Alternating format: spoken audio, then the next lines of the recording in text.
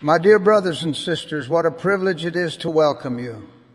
This news program seeks to inform, uplift, and inspire. So let's get to it.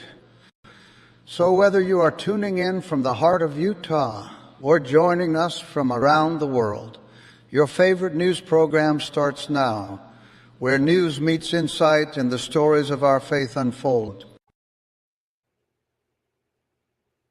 Those intros just give me flashbacks to watching conference over the last couple decades. They're just fabulous. Welcome, everybody, to the Mormon Newscast. It is Monday. It is April 21st. It's 6 p.m. Mountain Time. It's sometime wherever you guys are. And we are here together. I have my wonderful co-host. I have Radio Free Mormon. How are you and how was your Easter? Well, the song says it's 5 o'clock somewhere, but it literally is 5 o'clock here. So cheers to you, Rebecca. Good evening. And how was your Easter? I'm checking on both of you. Oh, it was great. I had a wonderful Easter weekend.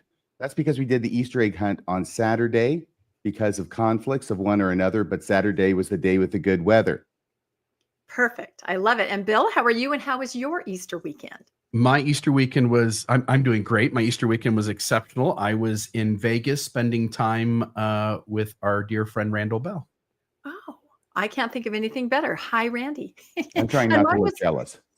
Exactly. And mine was also fabulous. There was a little bit of rain and snow where I was, but other than that, it was all good. So anyway, I was looking through the slides earlier, kind of prepping, and this is quite the show. There's going to be a lot here to talk about. So you are not going to want to step away for any reason, I would say. So no going to the bathroom during the newscast tonight. I was trying to allude to that. That's right. And Bill has put up on the screen very quickly, if you can't get enough of the Mormon Newscast, you don't have to worry about that this week, because coming up on Thursday, which is April 24th, we are going to be live streaming the Fairview Planning and Zoning meeting, where they're going to be going over the new application that the church has submitted for the reduced size temple. And it's going to be open to public comment. I'm going to talk about that a little bit later in the show. You're not going to want to miss this. So we'll be putting out more information, but just kind of make a mental note, put it on your calendar. This is on Thursday. This is going to be quite something. Let's see, what do we have next? And then again, if you can't get enough of the Mormon Newscast, of course, we'll be back on April 28th for our regular Monday installment. But then on Tuesday, back to Fairview, back to a live stream. And this time it's the town council meeting where the final decision will be made. So this is something you're not going to want to miss. So put both of those on your calendars, and even my dog Alice is barking in anticipation, knowing how supercharged this is. So put those on your calendars and we'll get more information out later. What are we going to be talking about tonight? Like I said, we have quite a number of topics. There was a lot of news. Bill is going to take the lead story, which is religion is good for you, with a question mark after that. I'm going to be covering McKinney, Texas, and the Nairobi temple updates and a few other temple things that kind of came in at the last minute. RFM is going to be covering the tithing lawsuit against the LDS Church has been dismissed. Last week, our headline was case one. This week, a little bit of a different outcome. So you win some, you lose some, Rebecca. That's it. That actually should have been the title there. So, but you're going to take us through all those details. And then I'm going to talk about an LDS seminary building that is causing some controversy. It seems like I always talk about the church building things. I don't know why. It's my little niche, right? That's what I do. We're going to talk about Mormon studies, losing a giant. And then a final little note, a picture is worth 1,000 words. So like I said, we have a lot to cover. Before we dive into our main story, we have a couple little updates. One, I'm sure most of you heard today the sad news that Pope Francis has passed away. Actually, just this morning or whatever time it would be. I couldn't quite tell from the news, the time difference, what time it would be. But he's passed away, and he was just an amazing, wonderful person. And the note that I had to take when I went to the different news sources is that here in Utah, in the Tribune and the Deseret News, they couldn't mention his passing without also remembering the 2019 visit of President Nelson. They both had big articles about that. Somebody in the comments on social media said, wow, they just can't not make it about themselves, can they? Which I thought was funny. But we remember that visit. They post that picture all the time. And I think it's even more meaningful now that we are noticing this Christianization of the LDS Church. This meeting with the Pope perhaps was even more meaningful. But this is exciting. Have either of you seen the movie Conclave? No, but it was that handshake from President Nelson that allowed the Pope to live longer than he otherwise would have. That could have been it. That could have been it. But the way that they choose the new Pope is extremely interesting. If you haven't seen the movie Conclave, I don't think it's in theaters anymore. You can probably stream it somewhere, but it's pretty fascinating and very different, of course, from how the LDS prophet arrives at the position that he's at for life, right? So it's pretty fascinating the way they choose it if you want to look into that. So anyway, just take note, and Pope Francis, and there will be a new Pope on the horizon. We're not sure when, but we'll be watching that closely. Another quick little update. I just wanted to check in with everybody on Easter. Yesterday was Easter Sunday, and as we reported the week before, Christian Easter was at a fever pitch. So I kind of dug around social media, talked to some people that had actually gone to church. I wanted to see if President Oaks's, he admonished everyone to use that greeting, "He is risen." He is risen, right? And I wanted to know if that had happened. So I kind of combed through social media, and I found that for the most part, people did not do that in their LDS wards. I found one instance where a bishop had announced from the pulpit, "Please, everybody use this greeting." So then the people kind of felt obligated. There was some awkwardness. Another person did it sort of like you would do aloha, "He is risen," and expected everybody call in response. Mormons aren't necessarily great at that, so that didn't go over well. The one thing that I did notice is an uptick in people writing it out. Like you might get an Easter text. The Easter text that I received from faithful friends and family said, "He is risen." So I think maybe that was used a little bit more, just in text and written form. So I don't know if you guys noticed anything, or maybe you were not even tracking it like I was. Rebecca, I did not go to an LDS church yesterday, but I did go to a free Methodist church, a free Methodist church. And there was a lot of "He is risen" going on. Of course, other traditions do it. It's just very foreign and new to the LDS members. I thought you went to a church with free meth. I was sort of interested there for a moment, but waiting for him to finish that. Yes. I'll only say your rituals are always cool. Other people's rituals are always weird. And when you're asked to do someone else's ritual, it just doesn't go over well. Yeah, it's a little awkward. It's kind of like the hallelujah shout, right? There's a little awkwardness there. And the other thing I thought was very interesting is that somebody posted this, and I picked it up. This is a meeting house, maybe a stake center, a meeting house, and there is a wooden cross right there in the entryway. Now, I think this is part of what we talked about. Remember the walk through Jesus's life? They were inviting people. It's kind of an open house where you'd have different rooms of the things that happened throughout that week. And I feel like this probably is where they would take people out and show them the cross. If you look at a wider view of the church, there's a tomb over on the right-hand side. But, that was on Saturday when they were having people do that. This is Easter Sunday morning, and they did not take this down. There is a wooden cross. This is in the Bay Area in front of a meeting house. So I feel like a lot of people are rolling over in their graves on that. So anyway, let us know in the chat, did you see anything like this, the Christianization of Easter, if you guys happen to be in any meetings? So Rebecca, yes. Mormons would find it uncomfortable to say "He is risen," just saying it. But if they raise their hands and lower them and say it 3 times, "He is risen, He is risen," no problem. Mormons will do that all day long. There's a little bit of a juxtaposition there, isn't there? So, all right, we have one announcement left before we get to our main story. And I think this is kind of Bill and RFM talking about this. And this is kind of a little more serious nature. So everybody listen up for sure on this one. I'll let you guys take this one away. All right, I'll just note this happened back on March 26th of this year. So about a month ago, just under a month ago. And this was at the time where Dives Lazarus, also known as Burke Sorensen, did an episode on his Mormon book review where he was talking about Steve Pinecker and Pinecker's mother. And I know Steve was hurt by that incident. RFM and I talked about it, I think, on Mormonism After Dark that week and had a conversation. The very next day, this email came in to Steve Pinecker. And Steve sent it to me, but I didn't see it. I only saw this recently. I saw this 2 days ago, I think, because Steve reached out to me about something else. And when I opened up my text message, I saw what he was asking. I thought it was connected to the thing just above it. I thought it had all come in 2 days ago. And so my response to Steve was, Steve, this is not my email. Steve was asking me, is this you? And I started to read it. I thought, I remember this incident, but I don't remember writing Steve. and this isn't quite the way I would word something, and I didn't have this sort of motivation. So Steve asked if this was my email, and suddenly I look up and I see the email address. It says Bill Reel, but it says billreelmd@gmail.com. My email address is billreeljr@gmail.com, or the Mormon Discussions with an S on the end, podcast with an S on the end @gmail.com. MD, like Mormon Discussions. Yes. So this is not my email. Somebody was trying to reach out to Steve Pinecker, pretending to be me. And so when this happened a couple of days, again, it happened a month ago, but when I saw it a couple of days ago and responded to Steve, I immediately put a post on Facebook and other places. I reached out to you guys on the newscast, reached out to a couple of other text groups where I participate with Mormon content creators, just to give them the heads up that, number one, if any emails are going out claiming to be me, be sure it's coming from my email address. And two, is to just be careful. There might be this person out there impersonating other content creators as well and trying to stir things up. But I thought I'll turn the time over to you, RFM. There's you wanted to read it and say something about it, and I'll let you do that.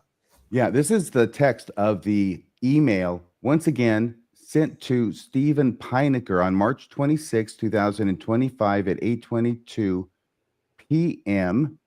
and from a fake Bill Reel email address. Hello, Steve. RFM caught your latest episode of Mormon Book Reviews with Jim Bennett and forwarded me your Facebook post. And I'm so sorry that all of this is happening to you. I'm sending this from my personal email. By the way, I'm so glad to see that John DeLynn is waiting in.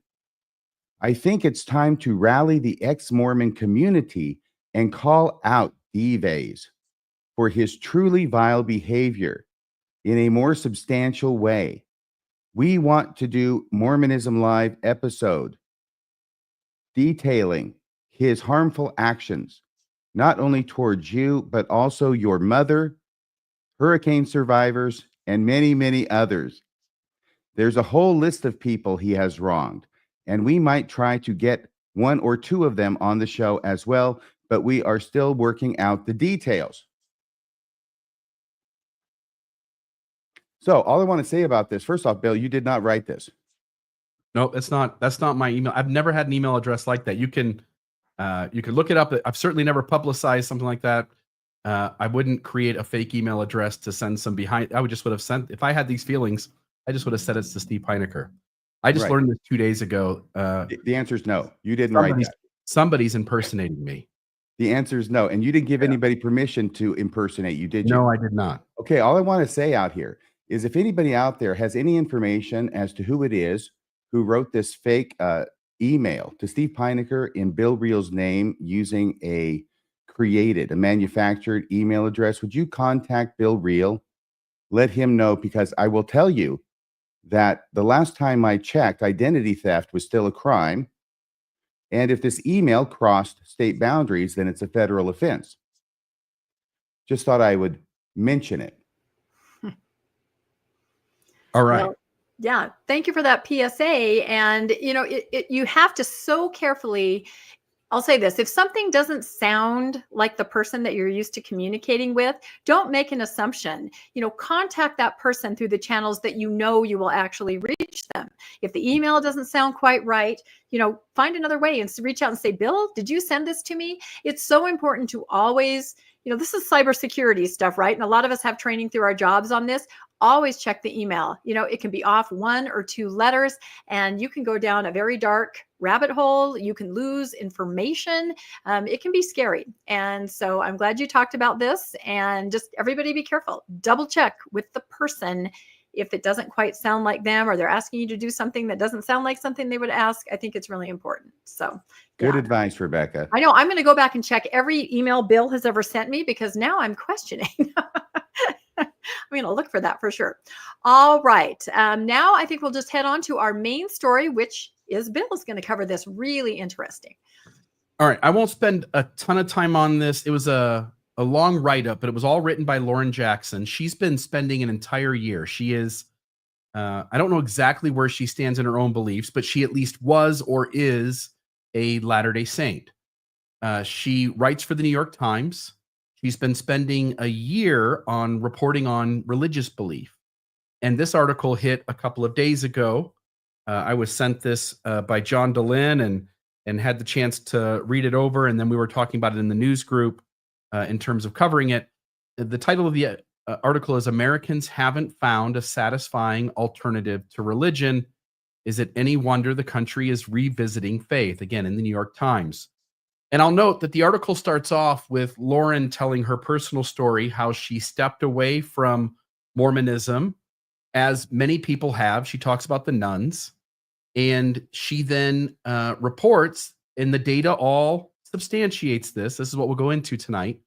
The data supports that there was this large drop-off over the last decade or two from religion. Some 40 million Americans stepped away from religion in numbers compared to what percentage of Americans, what number of Americans were involved actively in their religion a couple of decades ago. And we've hit this moment where that has plateaued. And people are beginning to now go back to church. Those numbers are actually going back up. And so here are the main points from the article. First, mass religious exit, but something's missing. Over 40 million Americans have left organized religion in the last few decades. But for many secular replacements, wellness trends, book clubs, meditation apps, they're not quite filling the spiritual void. People aren't being met by these other ways to connect like they felt or experienced in religion. Secularization may have peaked. According to new Pew data, the trend of secularization in the U.S. has slowed. People aren't abandoning religion at the same rate. And there's renewed curiosity, even among young adults, for something spiritual, or I'll say religious. Third, spirituality without religion isn't cutting it. Despite the rise in spiritual but not religious, people report lower well-being, more loneliness, less awe and gratitude compared to those who are religiously affiliated. The DIY, in other words, you've left religion, go pick your own spirituality. The DIY belief system isn't scratching the existential itch. Fourth, religion offers the 3 B's. Sociologists point to belief, belonging, and behavior as the pillars religion provides, offering meaning and community and moral frameworks. Secular culture hasn't matched this trifecta. Fifth, pandemic sparked spiritual reawakening. COVID, for as many people as were in religion, and COVID gave them a moment to step away. I think a lot of Latter-day Saints experienced that, where they stepped away and went like, "Oh, I'm actually pretty well without having to be there." There were other folks who had stepped away prior that having this pause nudged them to enter back into some sort of religious connection. So COVID acted like an existential reset button. Some formerly non-religious Americans turned or returned to faith amid isolation and crisis. Even Harvard chaplains report surging interest in religion. Sixth, the loneliness epidemic. As loneliness surges across the country, again, as we are turn into a world that honors more and more autonomy, shines a light on more and more unhealthiness. One of the negatives that happen from that is that we all sort of do our own thing. And in doing our own thing, we're losing something that humans deeply need, which is social connection. So as loneliness surges across the country, especially among the unaffiliated, many are realizing that they lost what they lost when they walked away from faith, multi-generational, place-based, inconvenient, but rich community. And I think all three of us can speak to that there was something special about Mormonism when you showed up every Sunday and this large group of people were excited to see you and you were excited to see them, and you as a community got to gather together each week to do the work of the church. So the last four here. So number 7, even the elite are reconsidering faith. From Harvard to Silicon Valley to downtown art scenes, formerly secular circles are seeing a resurgence of religious curiosity. Sometimes ironically, sometimes earnestly. Even Grimes, one of the people in the article, said, quote, "I think killing God was a mistake," unquote. Secular substitutes fall short. Number 8. The From good news Sunday- is he'll come back to life. Say that again. The good news is he'll come back to life. If you give him a chance, somebody will bring him back in. They'll resurrect him anytime because he's a good moneymaker.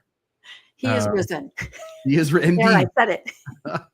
Indeed. By the way, back to that for just a moment, Rebecca. I picture the Methodists going, let's try one of the Mormon traditions. Let's try a Mormon ritual. Everybody grab their handkerchief, and the Methodists would go, that's weird. All right. I'll just note that. Okay. Number 8, from secular substitutes fall short. From Sunday Assembly's atheist church singing Miley Cyrus to CrossFit as church analogies, these alternatives lack staying power. And we've all experienced this ourselves with folks coming out of Mormonism. There are these groups such as Oasis, which I think still has a congregation in Salt Lake City. They've tried it in other places, and it has mixed results and probably more apathy or non-interest than it being thriving. So Oasis is this meeting that folks get together who have left religion, and it still gives you a kind of a churchy sort of environment, but without all the negative things that religion does, without all the rules. It'll teach a lesson from something Brene Brown said or something from a good book that someone read, and more of secular wisdom. And people generally go for a little bit and they don't show up.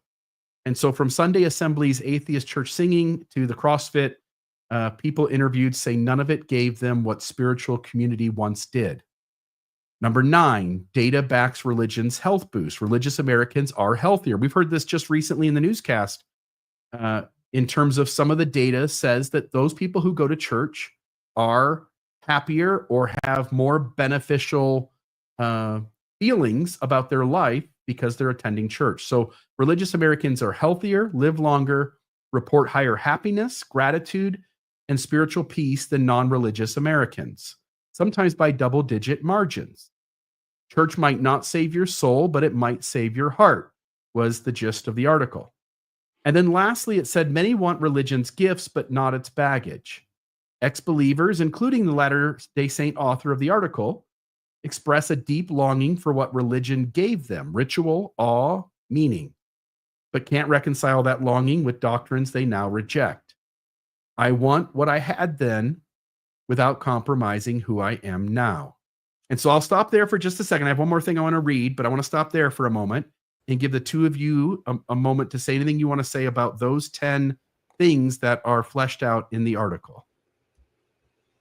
I think I think your brain wants comfort, it wants familiarity, and it wants what you know and what's easy for you. And it reminds me of a documentary I watched on Heaven's Gate, where there was a member who left and he lived outside for a year with his girlfriend, and she kind of documented some of it.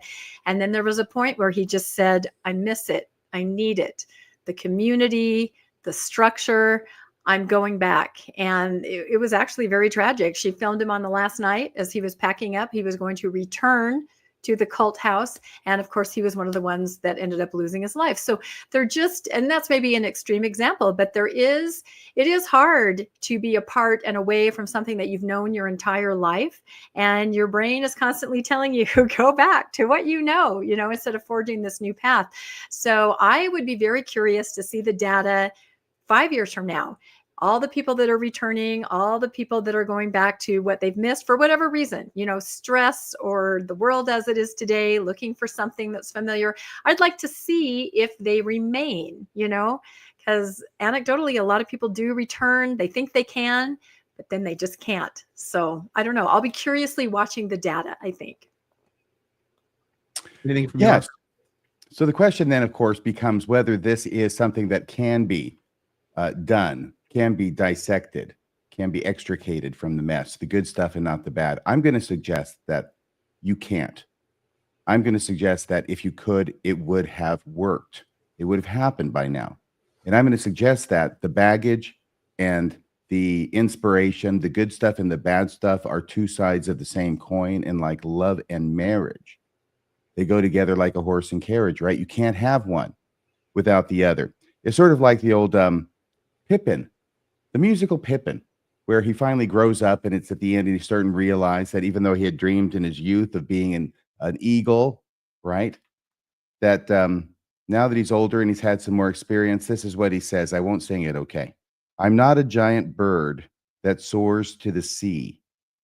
And if I'm never tied to anything, then I'll never be free. It's the analogy of the kite, which cannot fly unless it is held by a string. I'll just note one person here says doctored numbers, and I'll just disagree. I definitely am not in favor of unhealthy religion, and I think there are ways that people can find some of the benefits that religion gave. But I'm with you, RFM. Britt Hartley and I talked about this at length on the Almost Awakened podcast numerous times, that religion is this ancient thing. Now, yes, you might say Christianity's this old and Islam's that old, and some of the newer age stuff is much younger, but religion as a general tool that human beings have utilized to connect human beings into a tribe, to pass on certain technologies, to help them understand the seasons of the year, and I'll get to that in just a moment, to help them understand what the tribe's expectations are, what the rules are, what it means to be a good.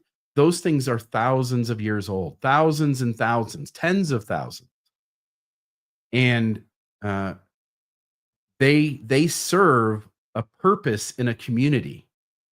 Now, that's a side issue from whether people, human beings, unhealthy human beings, have always utilized religion. Those in authority, the people who work themselves to the top of many of these systems, have a desire to capitalize on power, wealth, sex, and influence, and they're causing harm.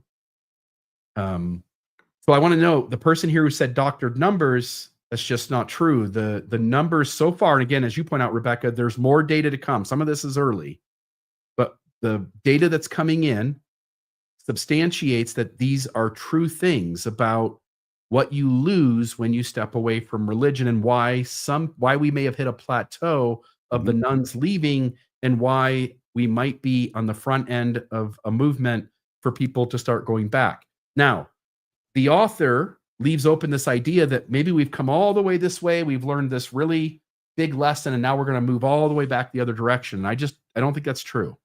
I think we'll see a small uptick, but I think we are in the modern age of information. People are, if they're open at all, they're forced to sense into whether their system is healthy or not. And systems change too, so they might adapt and make it easier for people to stay. Mormonism is certainly in the midst of that. But also, I don't think we're going to, as the world is constituted currently, I don't think people are going to come in some strong wave and move back towards religion either. Instead, we're going to have to wrestle with the effects of religion. You're okay, I'll get to you in a second. We're going to have to get to the effects of religion and start doing a better job of sorting out what are the benefits that religion gives and why, and how can we best approximate those. As you point out, RFM, we might not be able to do so exactly, but best approximate those in a way that's healthy for people. Go ahead. What I was going to say is that those very things which you define as unhealthy in religion are probably the main attractions. Yeah, people love certainty. They love to be in the inside group. They love to be the winning team. They want answers to where they're going and why they're here. And there, it might have been Randy here this weekend, but I was saying that, we in this space of content creation are often giving people resources that can lead to them waking up to realizing how unhealthy their system is and making new choices with that information. But I also argue that people subconsciously are agreeing to the trade-off that they're getting. Whatever negative is coming towards them, they also justify it in their own subconscious minds for why they keep going.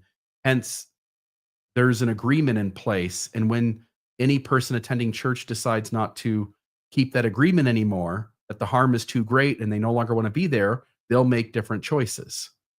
So here's what I wrote as a conclusion to that, and then I'll move on from my story. It makes sense that religion served a powerful role for thousands of years. It wasn't just about belief, it was the technology of a community. It passed down the rules, the stories, the expectations. It pointed us to the phases of the moon. It drew our attention to the changes of our weather and our seasons. It even taught us our agricultural practices to some degree. It bound people together in ways that made them more than just individuals sharing geography. It created tribes, cohesive, loyal, and willing to sacrifice for each other when the stakes were high. That kind of unity, that's not nothing. But here's where we often get it wrong. We go binary. We say religion is bad, religion is the only way, and that's just lazy thinking. Of course, something that endured this many centuries offered real value. So if we abandon religion entirely, we should expect that there will be a cost, especially when it comes to meaning, belonging, and those hardwired rituals that made life feel enchanted, especially when we have collectively spent so little time to understand the babies that are in the bathwater. But let's be honest, people aren't walking away because they hate connection. They're walking away because they're done with toxic leadership. The narcissistic prophets and bishops, the pastors and priests who feed off control, who hide their abuse and the abuse of others, who weaponize shame and turn spiritual curiosity into conformity test. People aren't rejecting belief. They're rejecting the cruelty, the boxes, and the gaslighting. And so I'll just note, Britt and I had several episodes of this on the Almost Awakened podcast. There needs to be a lot of work done that will help people to start figuring out the things that religion does. And as you point out, RFM, it may be impossible. So I end here with, so maybe the question isn't, do we need religion? Maybe it's, can we keep the beneficial, useful aspects of religion, the beauty, the community, the wonder, the tribe binding technology that creates loving, caring communities without the authoritarian rot? That's the tension. And it's where a lot of folks are stuck. We want what we had then, but not at the cost of who we are now. And I think it's okay to sit in that discomfort. In fact, it might be the most honest place to start. So while religionists will say that we learned religion is better and we are going back, that simply isn't the truth. But those of us on this side saying it's useless and no one needs the benefits it brings, well, you aren't right either. The question is, who are the people who will do the hard work and sense into all the value that religion brings to a community and find a way to create something that connects with that in such a way that we collectively are all attracted to it and give our lives within it while not being damaged by it. And while that work has begun with ideas like Oasis and humanist churches and the Universalist Church, the real pioneers who will create something that is healthy and holds our attention and doesn't harm us, well, there is much work to be done. That's probably in front of us somewhere in the future. And I'll just leave it there and get any last thoughts on the story from either of you. And otherwise, we can move on to the next story. Yeah, when I first read this article, I thought this is really interesting. And I think we'll be talking about it for a long time in different ways. I feel that the shared myth is a double-edged sword. And it is very difficult when you talk about community and trying to find community and organizations. This last weekend was the National Atheist Convention back east, and I have a friend that's there. You know, they're definitely trying to find something, but it reminds me, one of the major players in that organization is Dr. Darrell Ray, who wrote The God Virus. I don't know if you guys have ever read that, but he talks about vectors of indoctrination, you know, and the most powerful one is being indoctrinated as a child. And it's so powerful that even if you step away for decades, you can come to a point in your life where you feel there's something missing, or you have a tragedy or a change or an event, and your mind literally will return to that vector, that religion that you were indoctrinated with as a child, and you will crave or long to return to that just to find that comfort and peace. And I just wonder how many of these people returning, you know, with so many things going on in the world and people's lives, maybe that's part of it, you know, that you're just seeking that out and you can't, it's very hard to override, you know, that the vector that indoctrinated you, and that would be your, you know, your childhood church or your family. A lot of people return, whether we want to hear that or not. I mean, think about the Comeback podcast, right? That exists for people that have left the church and they each have a story and they come back. So I think we'll be studying this for a while, but great story, great information. You know, you said vector 3 times. I had to, because that's the important part. part. What's your vector, Victor? Yeah, Victor. You have to read The God Virus. It's an extremely interesting book, Dr. Darrell Ray. But by the way, in case anybody's out there, you know, thinking this is horrible or something or unexpected. I mean, this is a pendulum swing of faithfulness in a population, especially when it's large and as varied as the United States. And it's been going this way on the pendulum for a while. I mean, was there anybody out there who really thought that it was just going to keep going until nobody went to church anymore in the country or in the world? Now, of course, what goes on in the world around us frequently is what tends to drive whether we are more religious. There was a huge uptick after World War I with a huge slaughter of the young men, the United States soldiers. And so it was everywhere. They lost so many people that the huge rise in spiritualism. In fact, was it Woodrow Wilson's wife who held seances in the White House? And it wasn't considered to be really that remarkable, I think, because everybody was having them. So I think that this is something that's going to go back, and I think it'll go back past the middle part. I don't know how far, but this is a pendulum which swings along with all the other pendulums about what we're doing and what we're not doing as a population. And as people, as things are happening in your environment, I mean, we have a moment in time right now where a lot of us are feeling stress. We're feeling some sort of existential fear. Those collective moments drive people to look for comforting things as well. And so, yeah, as you point out, RFM, people will move in all kinds of directions over the coming decades. And we're in one of those moments where we're moving back the other way. Right. In a lot of ways, religion is a complicated subject. I don't mean to reduce it to one thing, but control is an important aspect of religion, that it gives the at least illusion of control to its adherents, that they can control things that otherwise are out of their control. So sometimes when society seems to be careening and out of control, religion may go up. Yeah. Excellent points. It kind of reminds me, whenever I think of going back, I think of Seinfeld and the episode where George decided to get back together with his girlfriend, Susan.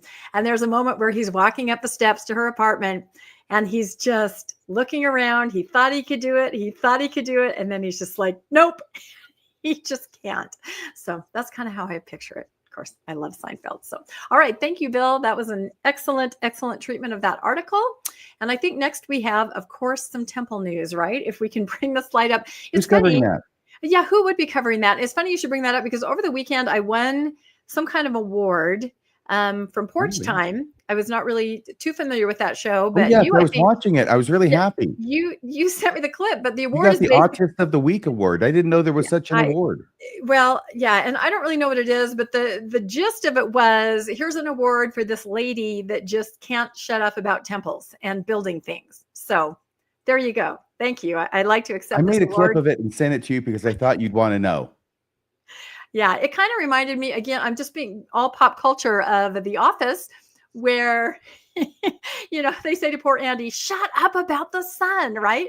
I'm sure people want to say, shut up about temples, but I can't and I won't. And I'm going to tell you why as we get through here. So Fairview United, we've been talking about this and we're going to have the live stream coming up in a couple days. Fairview United, the residents group that has been organized, they wear those green shirts. They sent out a newsletter this week to let the residents know what was happening. They have their own schematic here of the proposed temple. The red lines there indicate where the city codes are. And so they're still making the point, look, it's still beyond, what our town allows. So they wanted to get that out there. And you can look at that with some of the numbers. It is still beyond what the church is requesting. So, but the main thing I think they're going to focus on, and I think this is one of the most important things, is the lighting. I mean, honestly, haven't you ever just thought if they would not light them up, they would be so much less intrusive if they just would not do that. So some of the information that Fairview United is putting out to the residents as they prepare to attend this planning and zoning meeting is about the lighting. And it says the proposed lighting plan submitted uses a technique called wall washing. Have you guys heard of that before? This is what they do. This technique projects light from a ground fixture onto the white stone facade, which reflects the light outward, giving the appearance of a glowing building. And that means that the stone is treated with, certain elements that make it, very reflective. And you can see that here. So the light shines up. It just gives it that kind of otherworldly, I would call eerie, because I live in Utah. I drive past these all the time, this eerie glow. So were you guys familiar with that technique? No, it's the lusterware, though. It is lusterware, exactly. So Fairview United says, and lists some codes here. In this code of the Fairview ordinances states that in granting or denying an application for a conditional use permit, zoning district classification, the Planning and Zoning Commission, in its recommendation, and the governing body of the town may take into consideration the following factors. And lighting is a huge one. And they kind of list out things like they're asking them to change the color and texture of the exterior stone to reduce light reflection. Instead, the church is doing the opposite, right? It wants to increase light reflection. Limit all exterior lighting to a color temperature not to exceed 3,000 Kelvin. Now, it's very technical, but they're asking lights dim by 50% at 9 o'clock, turn them off completely by 10:30 p.m., stipulations on parking lot lights. I think when we all tune into the live stream, this is what you're going to be hearing a lot about, is the lighting, as the planning and zoning tries to hammer this out. If the height is kind of what it is and nothing happens with that, the lighting is where they need to focus, because that is really going to impact the residents. So, look at that glowing building. I don't know. I just find it looks just a little creepy. Then they also let everybody know to wear their green shirts to the meeting, right?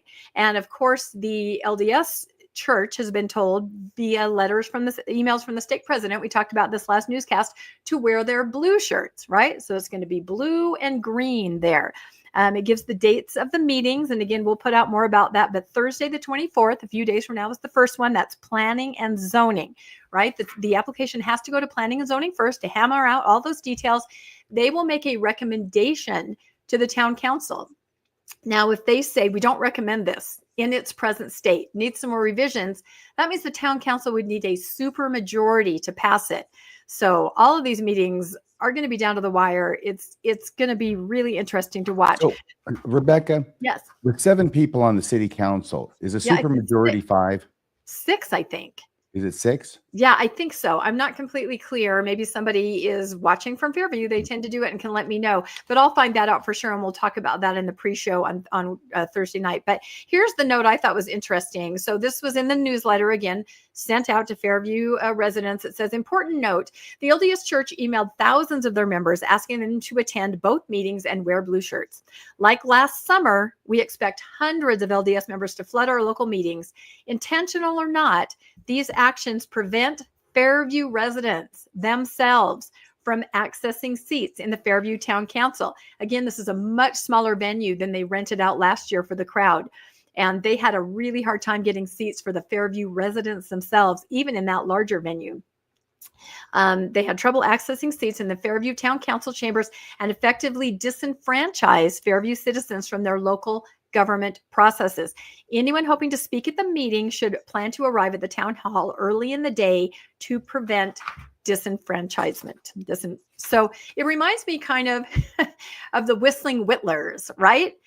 This is a group back in the day, Joseph Smith era, where they wouldn't necessarily do anything. The church painted a picture of small boys with cute little pocket pen knives, whistling and following people around that they wanted to kind of send a message to, like, you're not welcome in town.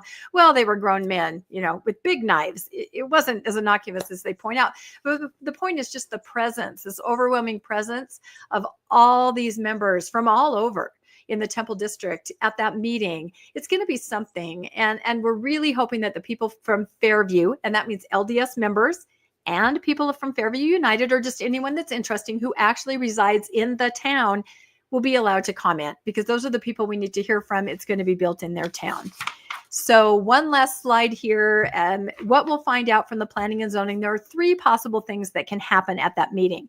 The first thing that can happen is they can just approve the conditional use permit without any changes. They say, this is great. I'm going to recommend that the town council vote full steam ahead. Let's do it. Okay, that could happen. Another thing that could happen is they could approve the conditional use permit, known as a CUP, with conditions, meaning we'll let you build here, but we still got to hammer out the height, the lighting, the traffic. It could be anything, all these different things. Back to the drawing board for those.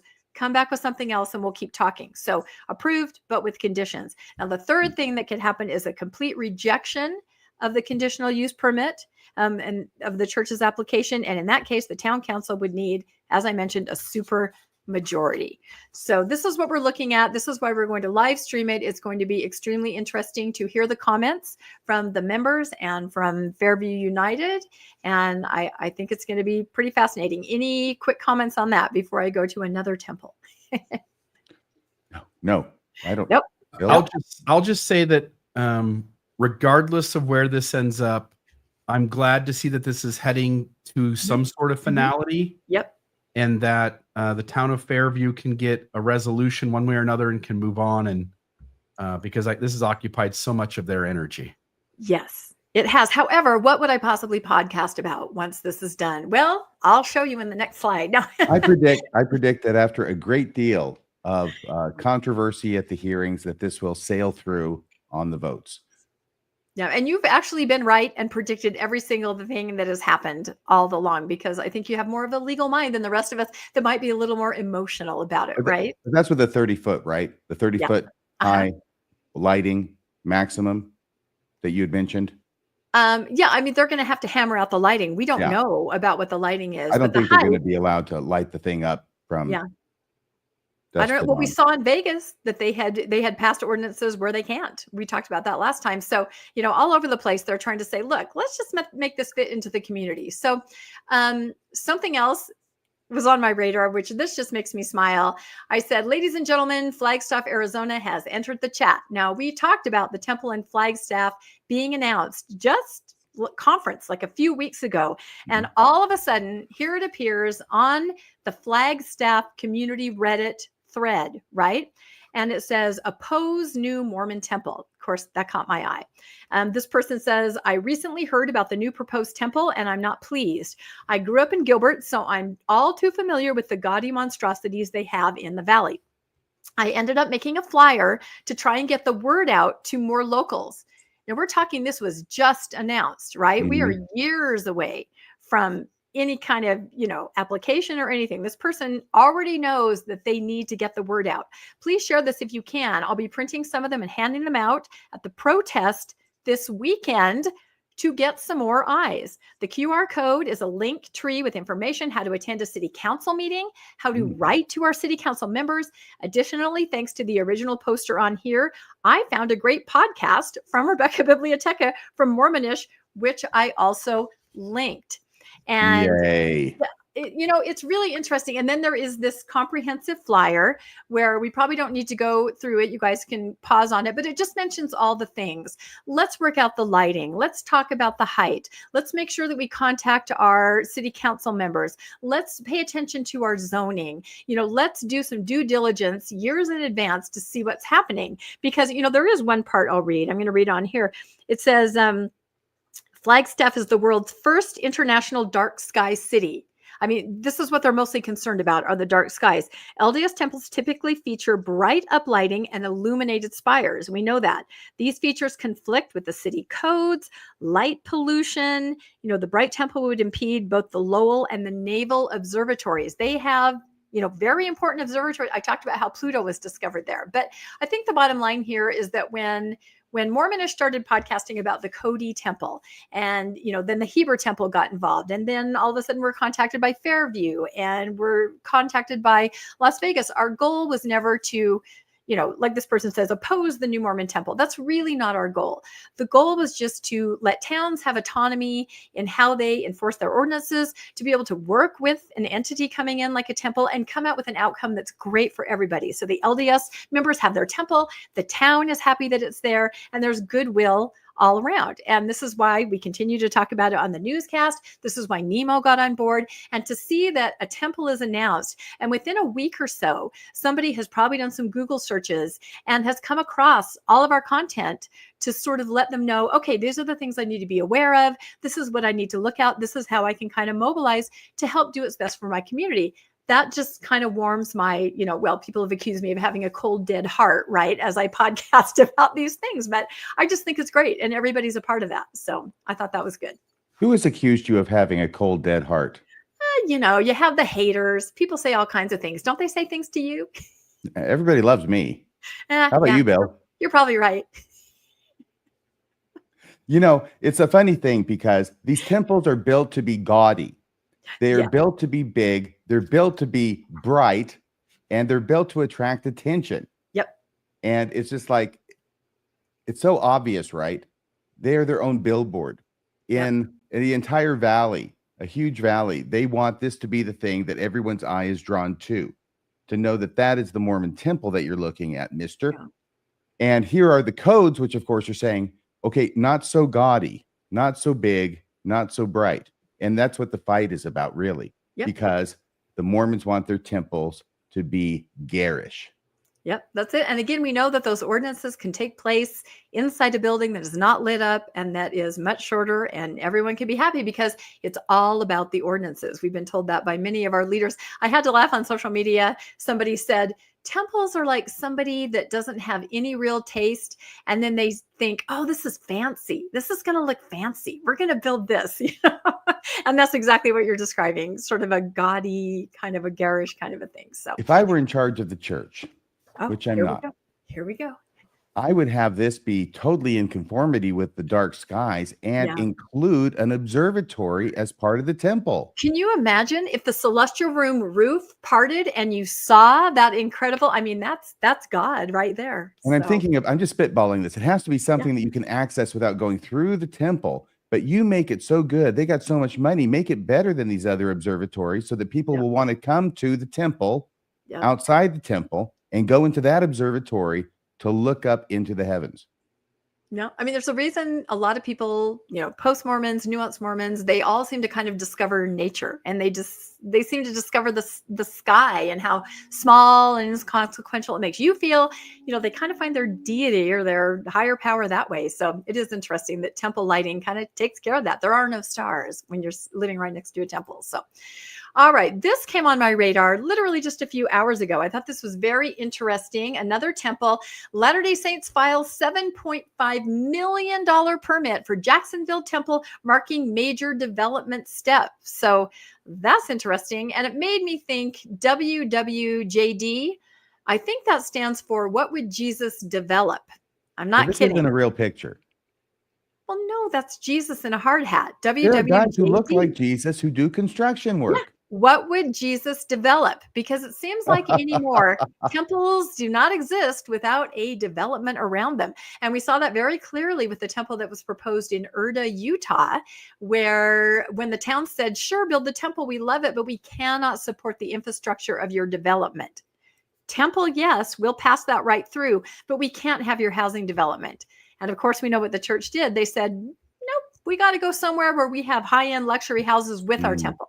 Because WWJD. So it's kind of interesting. So just a little bit about this.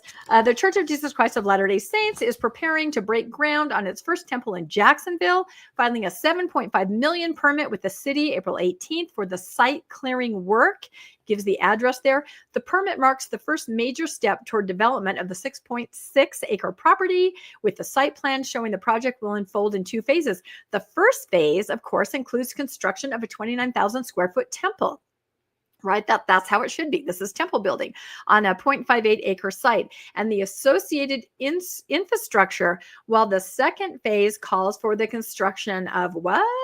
A 20-lot subdivision. Of course, Jesus has got to have his subdivisions. It's not enough that it's the house of the Lord. We have to have houses around the house of the Lord. These are the cabanas of the Lord. I think so. So it says the site plans were approved April 16th with the church listed as the developer. I thought that was kind of interesting. I'm kind of talking to a real estate lawyer to find out how does this work exactly? The church is a developer, but then there are all kinds of other companies. I mean, I can't comprehend it. If somebody in the chat can, how a non-profit religion purchases land and then develops it for profit, I don't know. It probably involves part of the temple complex. Exactly. It's too much. It involves 13 shell companies. Anyway, they talk about the engineering firm, the contractor, and then it says the church acquired the land in 2024 for $7.2 million. And now, of course, they're going to build this whole situation here. So just interesting. Take note, I think. I think we'll see it a lot more going forward. Temples are announced. It used to be they would build within an existing, like a plan subdivision kind of thing. Now it's like that comes hand in glove with the temple. It's kind of interesting. I think there's a story behind the last sentence, which you probably omitted because it sounds so boring. Yes, it does sound very boring. Both of the companies Yeah. are associated with the same guy Oh, yes. who is president of South Belt Group Corp? Yes. Yeah, I know. We can dig into any of these names of the companies, and I think we'll find the real story. So, like I said, Okay. this was just breaking. So I'm not I'm sure saying there's there'll be more. anything illegal. I just think there's some kind of story behind it. It may I'm not sure be an there is. interesting story. I'm sure there's a kind of story. And then just kind of to wrap up, I wanted to, commend again Bill from last week for breaking that news the day before it even came out, Mhm. where there were some announcements, of course, in conference about temples in Australia. And an article came out right away about the Mormon church, not so positive, right? We went through the article a little bit, but I kind of listed out the things that it mentioned that were not so great. Let me see if I can see my notes here. Hold on. Yeah. They mentioned, although the article, says there are 160,000 practicing Mormons, the census, which is accurate, you self-report, only 57,000. This article in an Australian paper mentions the temple can be toured for a little while and then it's completely closed. So secrecy they're talking about the baptisms can be controversial. They mention, the Holocaust victims being baptized. They talk about abusing the tax laws in Australia, hundreds of millions of dollars, controversies related to LGBTQ community, the church's hand reaching into Australian government and global politics. And then they also mentioned child sexual abuse. So boy, this article, the church makes an announcement about a temple and they lay it out there for the people in Australia. This is what this church is. Boom, boom, boom. So, and I think we mentioned last week, I think the church is used to getting really positive PR for once when they announce an open house, when they announce a new temple. And I thought from the article last week that Bill showed, I wonder if that's really true anymore. And then very interestingly, that very same day, I came across an article about the Nairobi temple, and it has an open house that actually just started last week. The same thing happened. Not so great PR. Now, this article is written from an evangelical reporter in, I think it was some kind of a Christian magazine. But again, they are just laying it out there. These are not positive. And I'm not going to read everything here, but just know that this article goes through kind of like the Australian article, things that evangelicals and other Christians may need to be aware of, talking about their growth is not what they claim, and their, ordinances are not what they claim, and a counterfeit Christianity they're talking about. So they really do lay it out. It is not a positive article, and it's supposed to be a 2-part article. So here the church announces this open house, and right away we're getting into this sort of negative PR. So the part that I really wanted to get to, their final statement is, Mormonism is not merely another Christian denomination. It is a theological system that distorts the gospel. This would be Christian or evangelical gospel, and leads people away from the biblical truth. As the LDS Church intensifies its outreach in East Africa, believers will remain watchful, discerning, and equipped to uphold the faith once delivered to the saints. So it's kind of a warning, that perhaps the LDS Church is not as it appears. Now, I thought I would kind of look into, we hear about this tremendous growth in Africa, and there is growth for the LDS Church in Africa, and that's definitely inflating and pumping up the numbers. But, what's happening with other Christian churches in Africa? That's not so widely known. So I grabbed some stats here. And it says, as of 2024, there are an estimated 734 million Christians from all the different denominations in Africa. And that's up from 10 million in 1900. So it's taken a century, a little more, but 734 Christians in Africa. That's incredible. So how does this break down? The article said that the LDS Church is approaching 1 million, and that can be true. These stats are from 2024. It says in 2024, the LDS Church had an estimated 600,000 members. Now that sounds pretty big to us, probably sounds really big to faithful members, the way they talk about this, and they talk about the wards and the stakes, and you're always seeing this growth. But again, let's talk about the other Christian denominations. An estimated 200 million evangelicals are in Africa. An estimated 60 million angelic, how do you say that? Anglicans. I know. I was like, pelicans? No, sorry, Anglicans. I can't even read my own writing.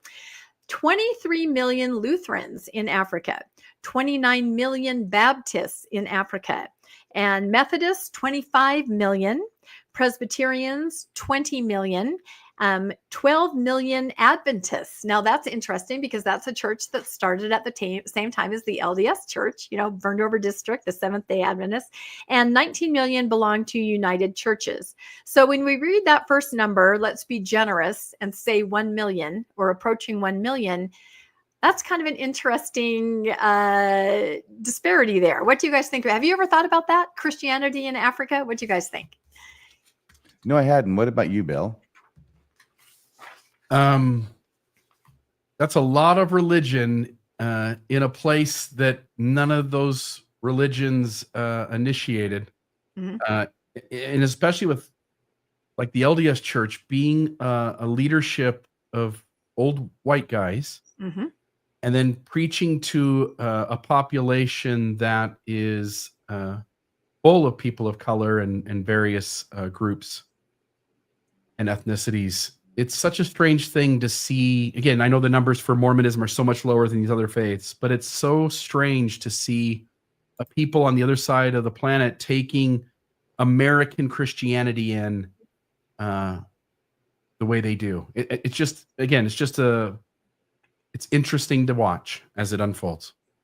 It is interesting to watch. And depending on the kind of articles that come out, the kind of PR, the kind of information about, not just Mormonism, but all Christianity, is this something that, it's going to take? Is there going to be, like you said, a decline? Right now, it's absolutely booming. And I thought it was interesting when they announced all the new area reps, and a lot of them in Africa, absolutely growing, stakes, wards, everything. And I kind of read through the occupations, and it seemed like a lot of them actually worked for the church. So it seems like the church is trying to, build stable communities. They're trying to promote kind of upward mobility, especially through education. So cynical me says, is it really all about religion, or is it some of these other benefits from this community? This goes back to what Bill was talking about, that they are enjoying. I just had to crunch one more set of numbers because I was so curious. There are 29 Latter-day Saint temples operating or under construction or announced in Africa. I was not aware that that was the number. 29 as of the last conference, and located all over the place, different places here. So I kind of crunched the numbers based on 1 million. If there are 1 million LDS members, and that means, it's 0.0013% of the population, and that's 1 out of every 100,000 people. And that means if everybody were active, 1 temple for every 34,000 members. But if you go by what we know are more accurate stats, a fourth of those, maybe 1 temple for every 8,620 people. So anyway, it'll be very interesting to watch this. But I was fascinated as I was researching this, just Christianity and different areas of the world where it's booming. It'll be interesting to watch. So, all right. I think I actually kind of like that temple. Yeah, no, exactly. Do you know what? Some of the temples that they seem to be more, I don't know, they have more of a charm. They're kind of crafted to really fit into the look and feel of where they are. Yeah, I don't know why they can't do that in the United States. I don't know. So, all right, enough about me and shut up about the temple, right? Enough about that. Let's go to, I think RFM is next. And you could win the award 2 weeks in a row if you tried hard. I just can't stop talking about it. I'm sorry. Okay. But we'll hear from RFM now, who's going to tell us about tithing. We've been following this for quite a while too. Right. Now, here's the thing. The judge dismissed the lawsuit against the LDS Church over how it uses donations. This is the lawsuit where 9 plaintiffs had gotten assembled and stuck together in the lawsuit in downtown Salt Lake City at the federal courthouse. And the amazing thing is, by the way, that this huge lawsuit actually, it doesn't completely, but it turns on the fact that the judge found that they filed it too late after the 3-year statute of limitations had run. So I am going to guess here, okay? I know what the judge said. The judge said the statute of limitations began to run when David Nielsen, that whistleblower complaint was made public. He didn't make it public, but it was made public.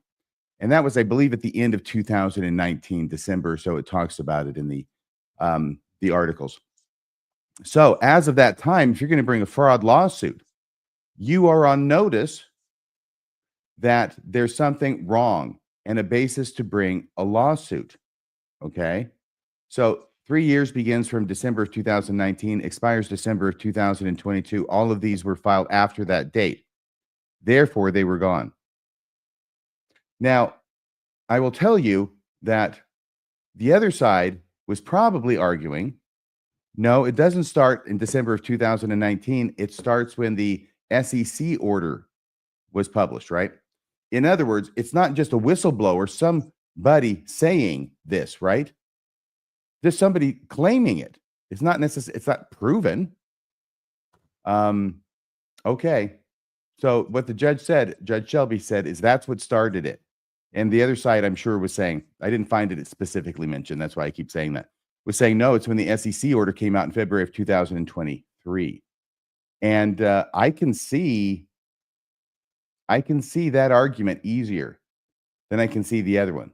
So why is it that just some whistleblower, why is that what should put you on notice of fraud enough to file a lawsuit to begin a statute of limitations running? Anyway, we'll go over this. Okay.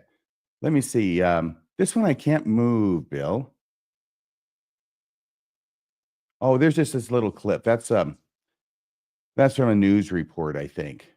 Covers the bases. We'll get some audio visual in here and mix it up, so the audience doesn't go to the restroom in the middle of the show. Right, Rebecca? We wouldn't want that to happen. Give me just a No, second. we're trying really hard, right? Absolutely. Everything, cats, dogs, audio, visual, juggling. Can you juggle RFM? I sprang this on Bill. That was my fault. Well, the issue with this one was that it required me to open it in YouTube rather than play it in the slideshow. Here we go.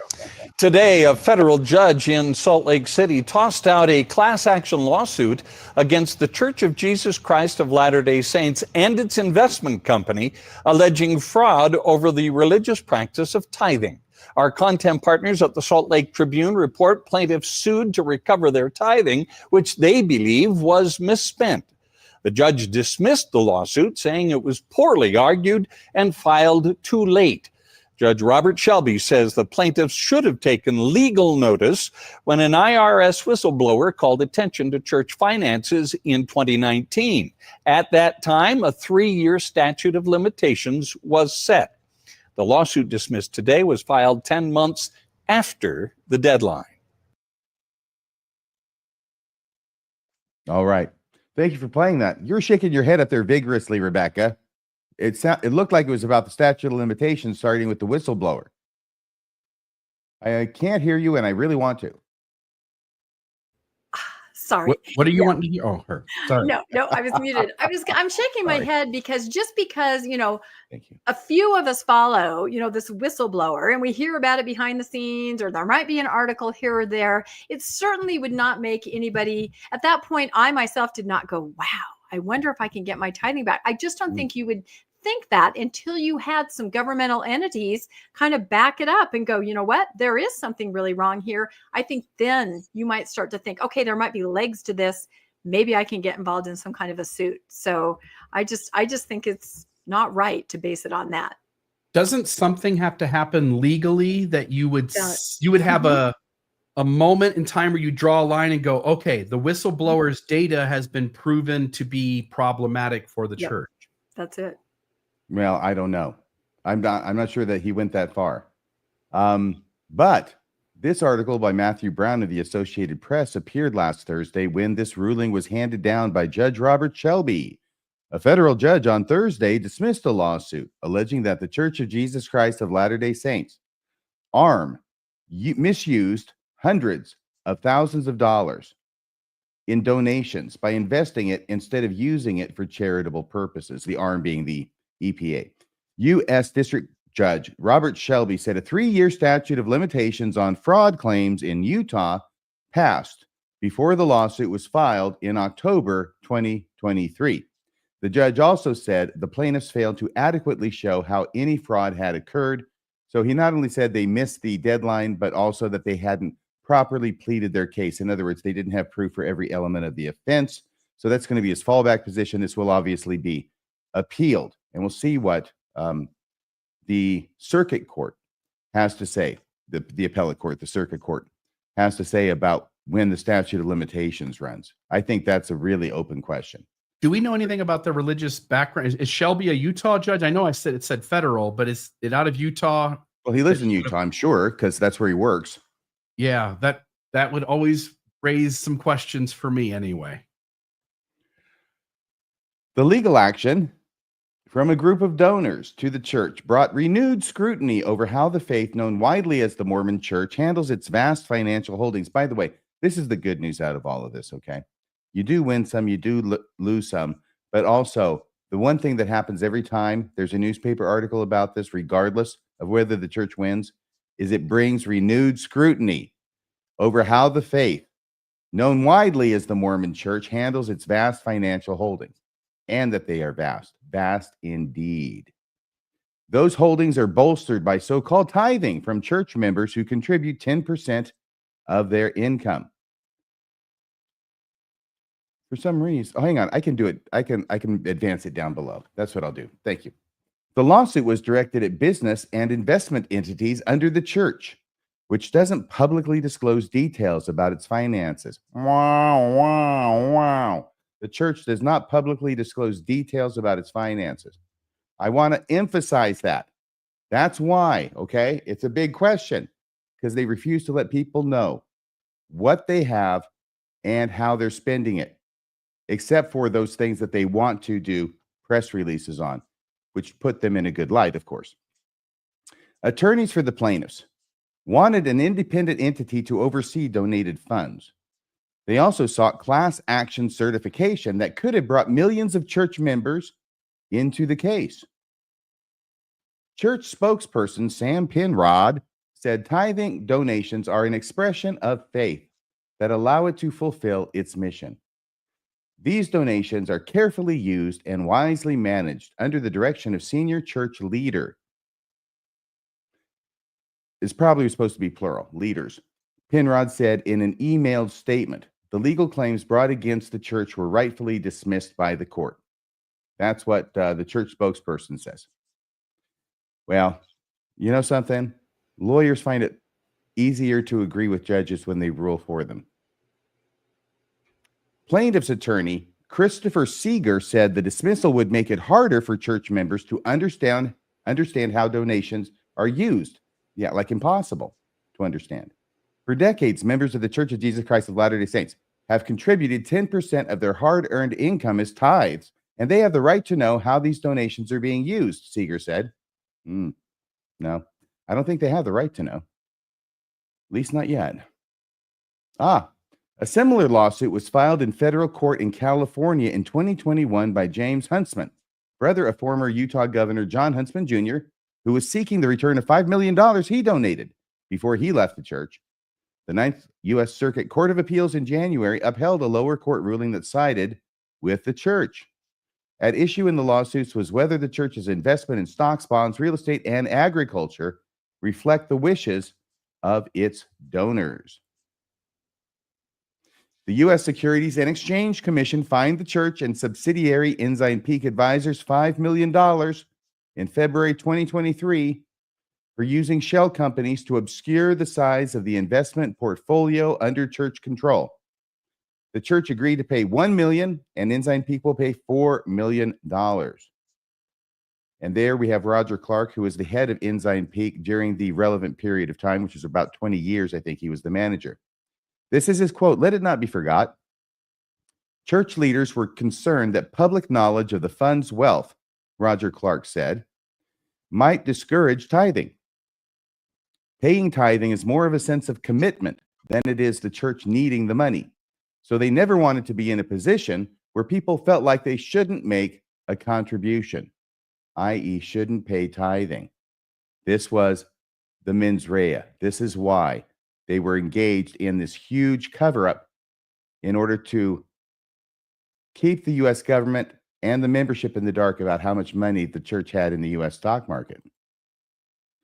The church has previously defended how it handles member contributions, calling the fraud claims baseless and saying contributions go to a variety of religious purposes, including missionary work, education, humanitarian causes, and construction of churches, temples, and other buildings important to church work.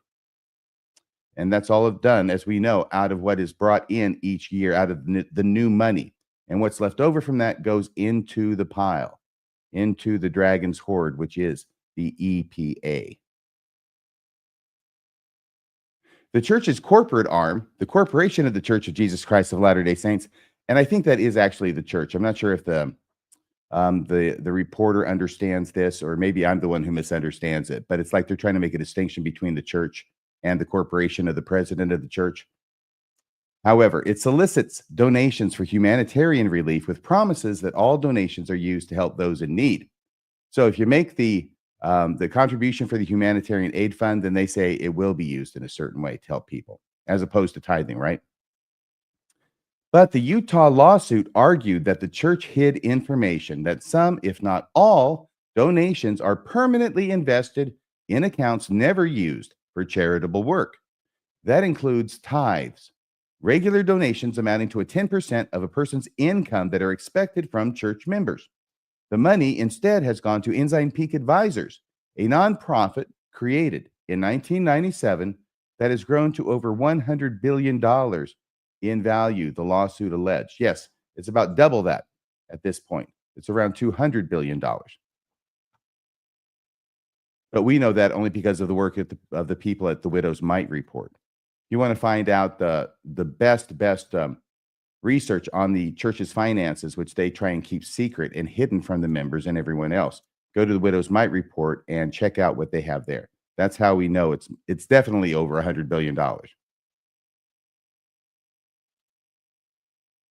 There's David Nielsen.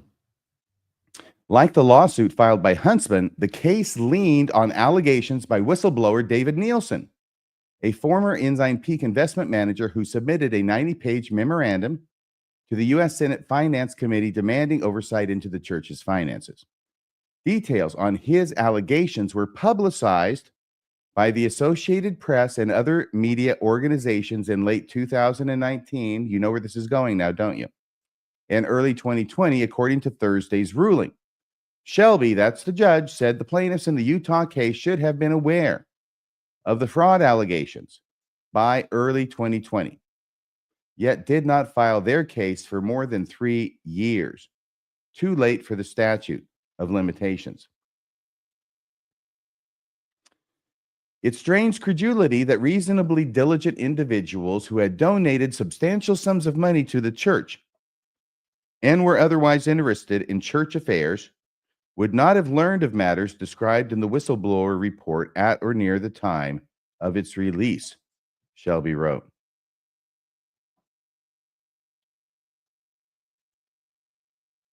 That's Denver. While the two dismissed cases did not touch the church autonomy doctrine, which LDS attorneys said precludes such lawsuits, a third case may get there.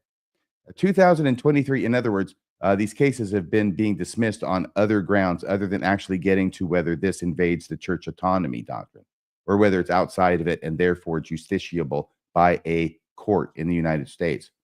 A 2023 class action filed by Laura Gaddy and 2 other ex-Mormons alleges church leaders intentionally misrepresented its founding to induce the faith of its members and thus deceptively gain contributions. Though Shelby dismissed the Gaddy lawsuit, she appealed to the 10th Circuit in Denver, where a 3-judge panel heard oral arguments in September 2024. Is that 7 months ago? No decision has yet been handed down in that case, but it could be happening any day. Ensign Peak has spent funds only twice in its 26-year history, according to both lawsuits. In 2000, and apparently, to my knowledge, okay, I haven't read everything related to all these cases, okay. To the best of my understanding, the church has never denied this. In 2009, it spent $600 million to bail out a failing church-owned for-profit life insurance company. Beginning in 2010, it put $1.4 billion to build a mall near Temple Square in downtown Salt Lake City. So there's another one. We have a ruling. It will be appealed.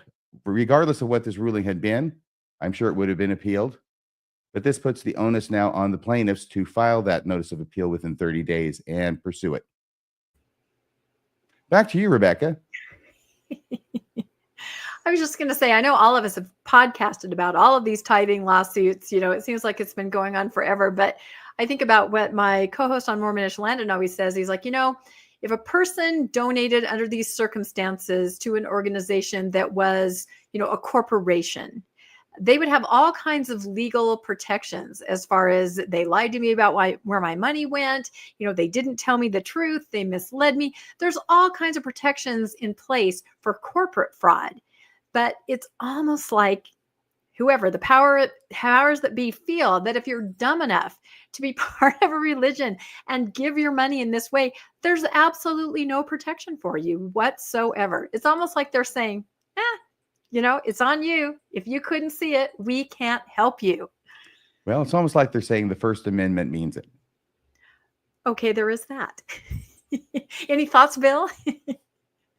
I think we're to the point where we're about at the end of losing all hope that there'll be any chance of any of this getting through. And well, the good news is the nation is swinging back to religiosity, so they won't worry about it anyway.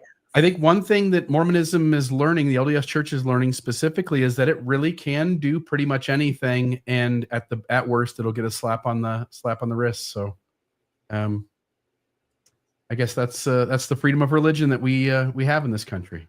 Mm-hmm. But don't judge everything that's going on by the court rulings.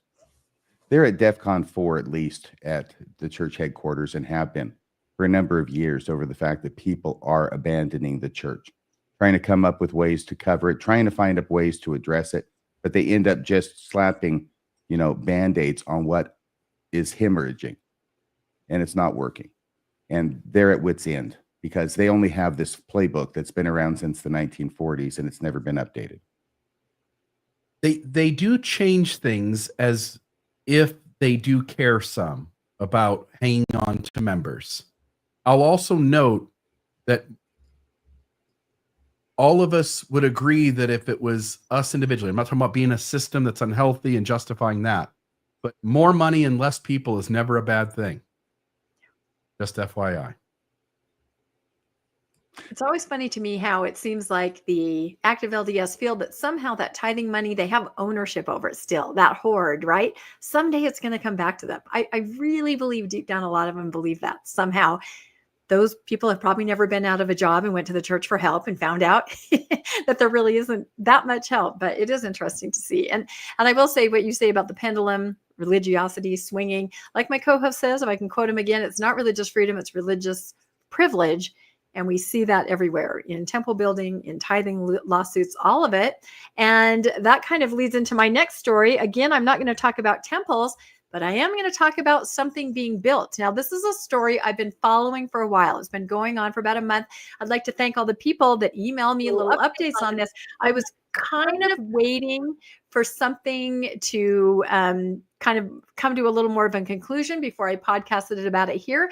But this is about a seminary building in Arizona that is being built on school district property. So if we can roll this little video, this kind of gives us some background, and then I'll do a little update on what has just happened in this last week.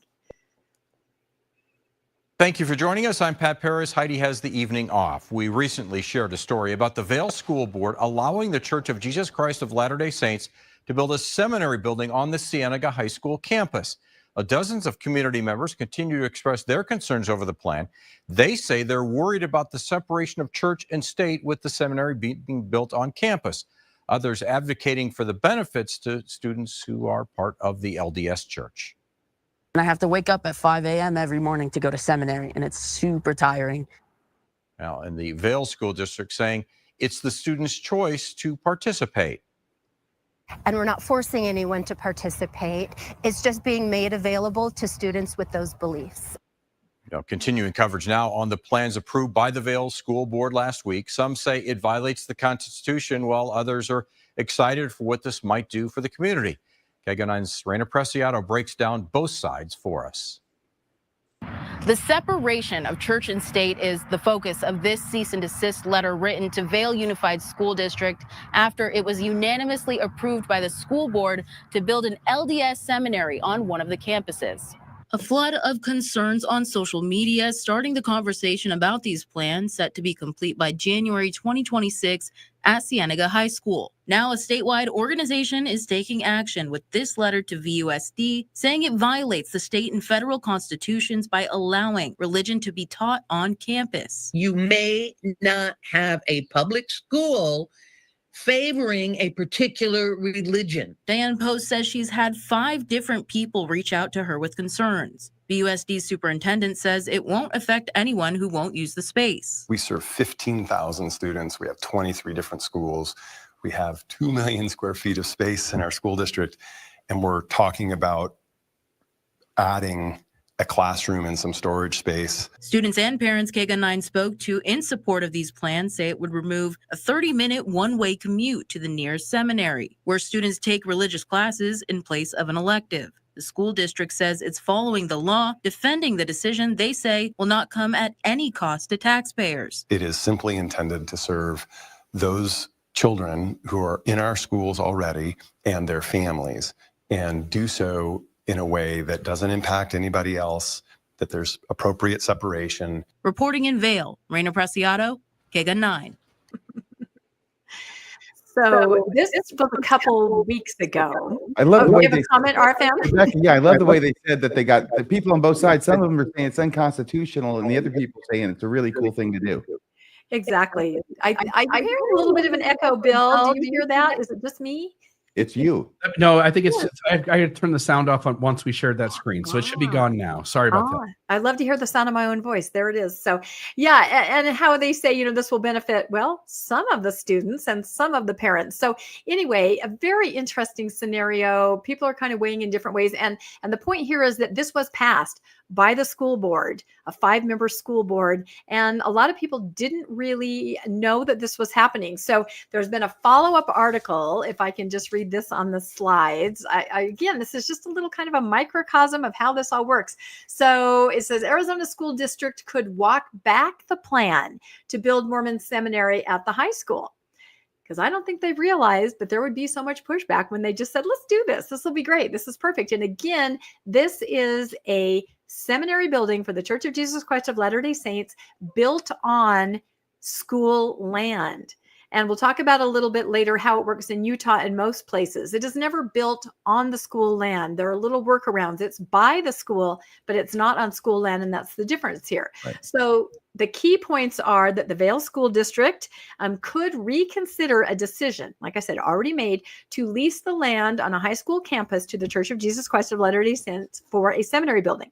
The parents and community members expressed concerns about the separation of church and state, lack of transparency in the decision-making process, basically happened without anyone knowing, and the potential use of public funds. While the district maintains the agreement is legal and beneficial, Superintendent John Carruth, who we saw right there, acknowledged the community's frustration and pledged to revisit the issue at the school board. So what we saw was from a couple weeks ago where he's like, this is great.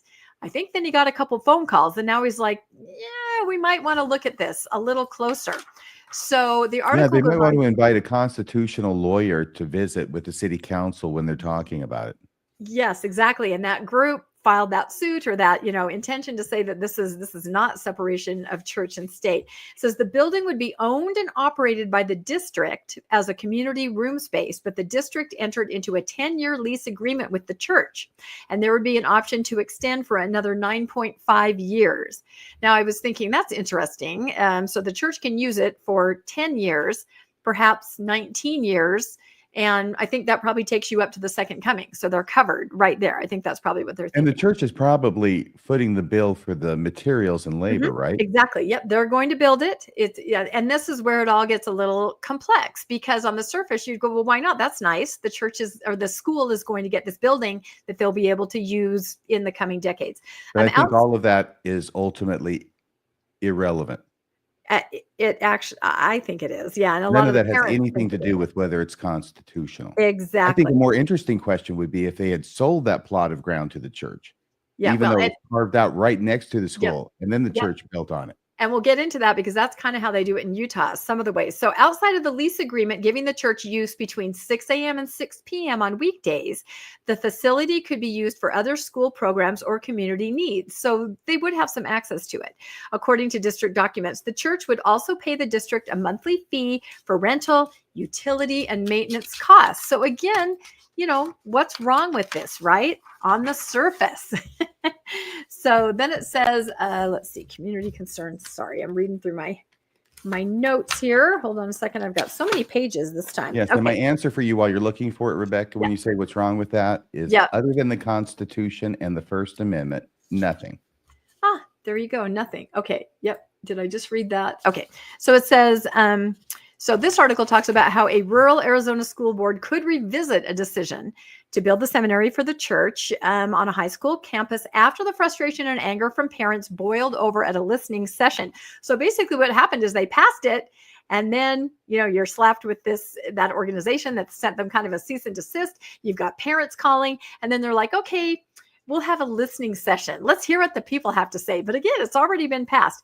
The session on April 16th culminated in Vail School District Superintendent John Carruth, who we saw before, indicating he would take the community concerns to the district board where they could decide if they kind of wanted to walk it back, right, as they listen to people. So He Rebecca, said, do you wonder if, like in Cody, once they've passed it, they can't go back and undo it? see, and that's an issue too that they're going to have to revisit. Absolutely, because it is passed. So the superintendent says, as soon as we heard that there was concern, we opened up to the public and said, hey, come in, tell us what your concerns are. Not quite sure why that didn't happen before this decision was made. And if we need to walk a decision back, we will walk it back, he says. So they're definitely backpedaling. About 60 parents and residents filled in a room at the Vail School District office to voice their concerns about a contract between the district and the church, widely known as the Mormon Church. And again, it would permit this construction of the 1,300 square foot seminary on the campus. Now, it's interesting. There's a lot, I'm just kind of skimming the surface here. There's a lot of different concerns that are pretty valid. Here it says, retired teachers and residents and parents of students and former students said they felt enraged, frustrated, and disenfranchised with how the agreement with the church was carried out. The superintendent told them that while the agreement with the church had been signed, the district is functionally in a paused state moving forward. So they're definitely backpedaling and taking a break. Oh, really? An agreement with the church has been signed. That sounds like a contract. Yeah, it does sound like, I know. See, from the legal perspective, you're seeing this for what it is. So the community concerned about the separation of church and state. Now we're going to kind of get into what the people are saying. Most people who spoke at the meeting, the listening meeting, said they were concerned about the separation of church and state in the public schools. Retired teacher and librarian Diana Roche was one of those people. I'm not against the church at all. Where do we hear this over and over? It has nothing to do with that. It's this idea that it should not be on a school campus during school instruction time, she said. That's one of the concerns. And they went on to say in other parts of the article and some of the other ones that I read, they're concerned with who are these adults that are going to be there on campus? Who are these seminary teachers? Who vets them? Are they going to have access to our other students? Will there be missionaries that will be around the building that might be talking to students that, aren't part of the seminary? All these are very valid concerns because you're bringing this building onto school property. And we all know that school property has very specific parameters, protecting the kids, who can be there, what kind of person can be there. So they're definitely concerned about, leaders, missionaries. What is this exactly? Attendees said the decision lacked transparency and they worried it could cost taxpayers. Attendees asked the superintendent why the agreement was not brought before the public before the school board voted to execute the contract in March. If you had little breakout sessions about this little problem before it all erupted, we feel like 13 years of this has been planned behind our back. And now it is being snuck, the librarian said. And another part of the article did say they had been working on this for 13 years, just kind of, in the background. And then the answer is because they hope nobody would notice. Exactly. It's so naive. They thought they could sneak in an unconstitutional religious building on a state government property, public school, and everybody would just be okay with it. Nobody would really know. And it would be just a huge benefit and everybody would be happy. Yes, they've got to be Mormons. I was just going to go to that. You always steal my thunder. Gosh Oh, darn I'm it. sorry. I didn't mean No, to. I'm totally kidding. I'm totally kidding. Someone Because was of saying that course in the that's live the chat. logical conclusion. The superintendent went on to say that informal conversations in the foyers of church. No, I'm sorry. I shouldn't say that. Informal conversations were happening off and on for 13 years, but there was no definitive plan to move forward until just about 7 or 8 months ago. Once the proposal moved forward, it was placed on the agenda for discussion at public meetings and posted on the district website. So he's saying there was some information about it, but it seems like it might have been, who goes on, well, except for me, and reads agendas of city meetings and things like that. One of the parents said many in the community were not even aware of the agreement until she posted about it on Facebook. So now I did feel for that little kid that was, on the video, because I agree. I had to get up for seminary at 5:30 in the morning, and I still don't think I've honestly recovered from that. Honestly, I reread my journals from that area because I did keep journals. And all I said is, I'm so tired. Every single entry starts out, I'm so tired. I'm so tired. I can't think straight. I can't even see. I can't. So I get this. But of course, the question that you ask, RFM, who was talking about this for so many years? Why this push? Why everyone's so excited? So we decided to look at the school board. There are 5 members of the school board. I was able to confirm that 2 of them are absolutely LDS, and a third probably is too. Whether or not that allegedly had any impact on this, I will leave anybody to make up It their obviously own mind. did. It couldn't Even hurt. I would say that, and I tend to be trying to be careful. Obviously, this is Mormon from beginning to end. And 13 years ago, that's BS too. They're trying to give it some kind of a pedigree. Yeah, maybe somebody mentioned it offhand 13 years ago, and it was never brought up until last December, and then they hit the pedal on it and snuck it in under the radar. Yeah. It sure as hell didn't hurt, did it? No, it did not hurt whatsoever. And so I was very curious, how does seminary, because most of us in Utah, our kids went to a seminary building that was right next to their junior high or right next to the high school. So I realized that I wasn't really clear on how that happened. So I did a little quick research right before the newscast. And it says in Utah, and I think in other places, Idaho, probably, Arizona, maybe every other place, the LDS Church typically purchases land near the school for seminary buildings through a combination of direct purchase and collaboration with the school district.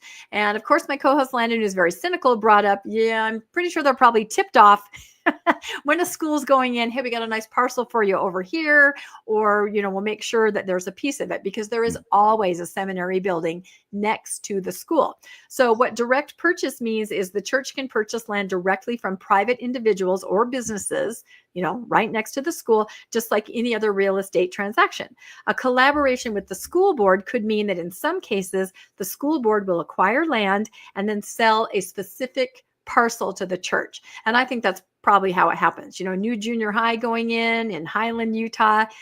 Let's make sure we let the church know, here's a parcel you can acquire for your seminary building.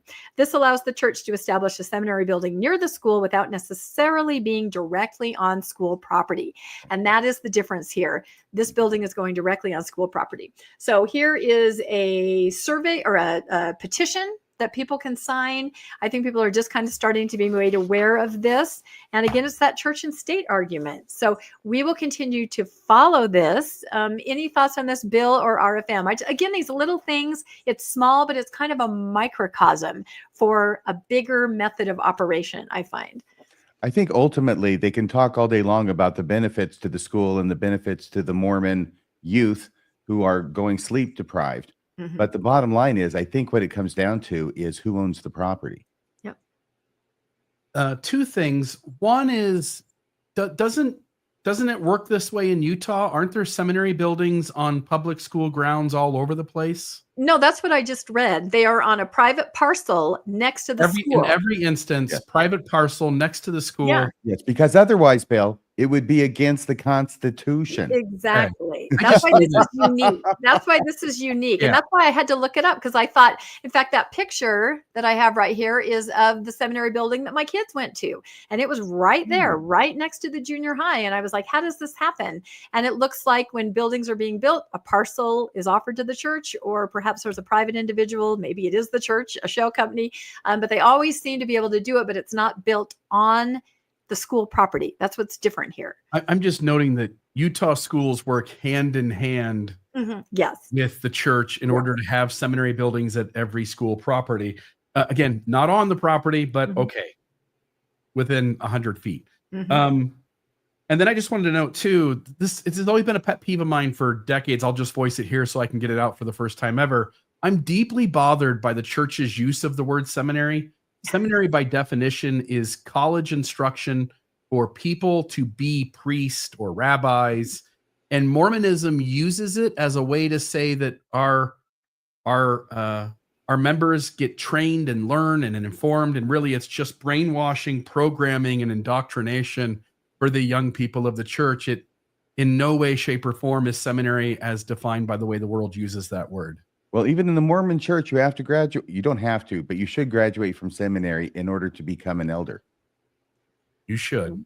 You should. Well, and you know, I was going to say, I've been studying the requirements for seminary graduation because they were pretty rigorous when, I guess you guys didn't do it because you joined when you were older, but I mean, you had to read that full book you were studying, the Bible, the Book of Mormon, the D&C, all kinds of scripture mastery. And, you know, in more recent years, there have been tests that you have to take. If you don't pass the test, you don't pass seminary. I've been kind of gathering this information, hopefully for an episode soon, but they have watered down those requirements. I mean, it's almost nothing now to graduate. Then it was a guided test with your teacher and all the other students sharing answers. I don't even think there is a test anymore. It's pretty crazy. It tells me that the students and even the parents were just saying, we don't have time for this, you know, with how rigorous education is now. And so I kind of see, having had my kids in seminary as recently as 4 years ago, it's almost a mission prep factory. They really, really hammer that to the boys, especially, and to the girls. They have all kinds of activities geared around serving a mission. It's almost like this a little factory to, you know, get you out onto the mission. So, but I was going to mention one more thing before we move on to Bill's important story next. Do you remember, I think it was probably like a year ago on the newscast when I talked about untrained clergy going into public schools? There were different bills in different states that would allow an individual representing a religion to go into the school to kind of pick up the slack for a school counselor. And of course, almost the very same scenario here. Parents are like, what do you mean an untrained LDS person is going to go in and walk the halls and talk to my students, or an untrained evangelical? You know, it didn't matter the religion. This reminds me of that. And I have to say, I don't know what kind of legislative body they were in front of, but it was the Church of Satan, you know, and they are there to point out these discrepancies, these, you know, incongruent things. And these people were dressed like you would think someone from the Church of Satan were dressed, all in black. And they were addressing the panel and they were saying, we love this idea for this bill. We have signed up for shifts all throughout the day. We are so excited to right there be hand in glove with your students and being able to teach them and work with them, you know, just to point out, you just can't have that. There has to be that separation of church and state, especially with the most vulnerable. And that goes back, I'm going to use the vector word again, to a vector, a conduit for indoctrination. And the most vulnerable are the young. And this is exactly what this is, putting a seminary building on campus. So anyway, that's my soapbox for that. But we'll continue watching this story because I think it is interesting and it represents maybe a bigger picture. So, okay, on to Bill next. Next story, Bill. All right, just really quick. I want to know, we noted the passing of the Pope at the beginning of the show. Here at the end of the show, we want to note the passing of Never Mormon, probably the most well-known, most notoriety for a Never Mormon historian, Jan Ships. Jan Ships passed away this week, April 14th, 2025. I'll just note here, first non-Mormon president of the Mormon History Association in 1981, worked tirelessly to bridge the gap between Mormon historians and scholars of American religion more generally. Beyond her publications, Ships mentored a generation of Mormon studies scholars and worked to establish the institutional infrastructure for the field, including her involvement in academic conferences, historical associations, and the publication of Mormon Studies volumes. She's most well known for the two books that she put out, Mormonism, The Story of a New Religious Tradition, Jan Ships, author, sojourner in the promised land, 40 years among the Mormons, also, of course, Jan Ships. So just to note her passing, and if anybody does not know who Jan Ships is, you're not reading enough in Mormonism. So she had a lot of impact on Mormon studies in decades past. So that's a big loss for the Mormon community. Okay, that's all I've got for that note. All right. Yeah, I think it's interesting that never Mormons often know more about Mormonism than Mormons. They keep it that way. They keep it that way. That's right. Okay, just one final thing. And I know, oh my goodness, I made a short about this. People probably have already come across this, but on social media, I found this. This is on the church website, and it's a lovely article about lovely people that have been called to be, as they mentioned in the article, mission president and wife. And it says it's an interview with President and Sister Robert Preston. And by all accounts, these people are lovely, wonderful people. And I believe this article has been up for maybe a decade, a long time. But what caught everybody's eye is the cropping of this picture. As you can see, President Robert is shown, his entire, head and upper body. And Sister Robert, as she's mentioned there, is cut off pretty much from the nose down, maybe the middle of the nose down. And, you laugh, but then you don't laugh. Some people went into you can go on the church's website and see this. Some people said, oh, that's got to be, the picture just hasn't been expanded. There's no way they would leave it like this.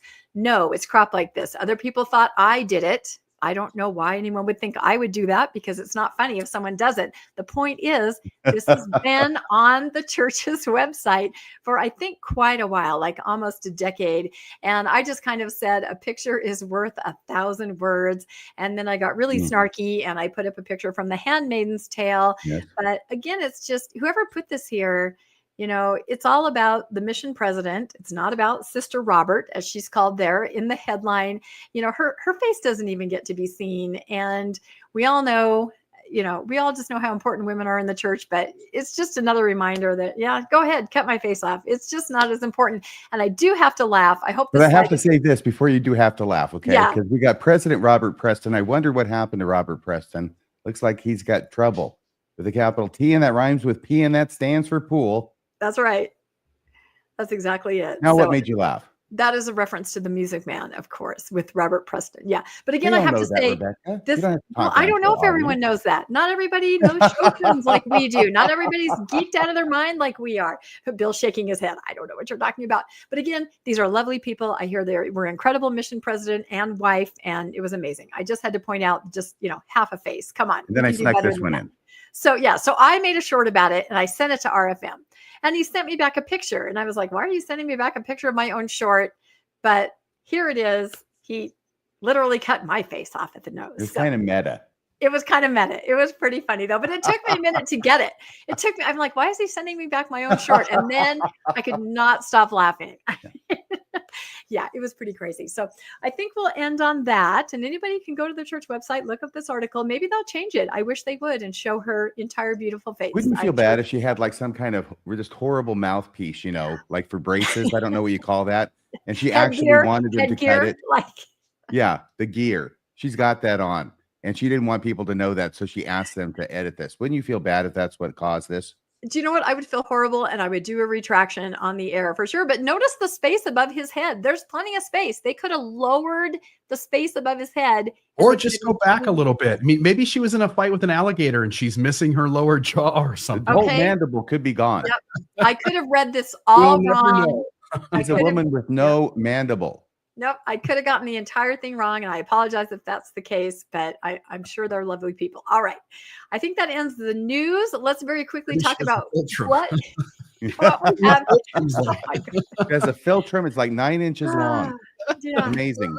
Oh my gosh. All right. Let's talk about what we have coming up next very quickly. So the next thing is Mormonish podcast. That is tomorrow night.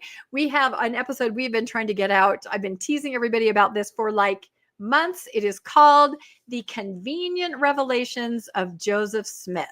We went through and collected all the convenient, how convenient, right? There's an awful lot of them. I think you're going to find this really interesting Like to the go word of through. wisdom? Everything that's convenient. Oh, I don't have any place to live. Oh, wait. Mine servant Joseph, they're supposed to build you a house with these dimensions, right?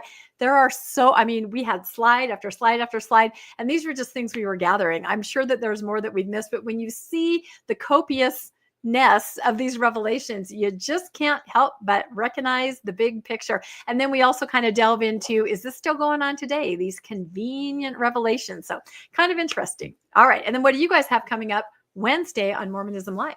Tell us all about it, Bill. Okay, so Wednesday's Mormonism Live, 6:20 p.m. Mountain Time. We are going to talk about all of the break-off factions. So Joseph Smith has a first vision. He takes on the restoration, gives us the one true church, which then turns into about 200 only and true churches on the earth with which the Lord is well pleased.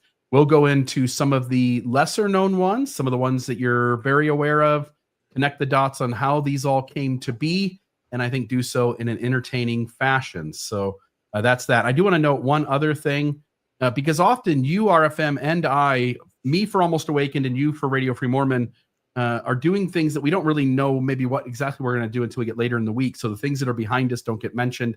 I just want to note Almost Awakened podcast. We just released Sunday morning, I believe it was, Holy Ghosted, The Wounds of Faith. Almost Awakened isn't as well viewed as some of our other shows, Mormonism Live, Radio Free Mormon. But this one in particular seems to be doing pretty well. We go into, Teresa and I go into spiritual and religious abuse, name what that looks like, show people what healing from that looks like. I think it's a really important episode. And then I put up here as well your episode from Saturday to give you a second to mention that and anything else you want to say about what's coming this week. That was Thank so you, good. Thank you. This That is was another so good. huge inroad into Book of Mormon origins, how Joseph Smith did it. And unfortunately, what's happening is that the apologetic arguments in favor of the Book of Mormon from the 1970s and 1980s, when I was doing the apologetic thing, used a number of arguments, and this is one of them, to say this appears in the Book of Mormon. It doesn't appear in the Bible in an analogous text. Therefore, how could Joseph Smith have known? Well, the answer is becoming more and more the Adam Clark Bible commentary. And we'll talk about that. So this is focused. It's 26 minutes or so. It's not more than half an hour. This is a bombshell, because it's one thing for an argument, an apologetic argument for the church based upon ancient text, right? Or whatever. It's one thing for it to fail. That's disappointing enough. But what's even worse is for it to not just fail, but to come back as an argument against the church. In other words, this not only doesn't show that the church is ancient, it actually positively shows the church is modern. Or excuse me, the Book of Mormon, ancient and modern. No, it was a great episode. I watched it and I highly recommend it. So then we have Thursday night, which is the live stream of it's like every night of the week is something to do with, you guys, us. It's going to be great. And on that live stream, we'll have my co-host for Mormonish Landon joining us. So we'll all weigh in on the different temple commentary. Yeah, it'll be good. And then after that, Mormonism After Dark. And is that Friday or Saturday? I never know.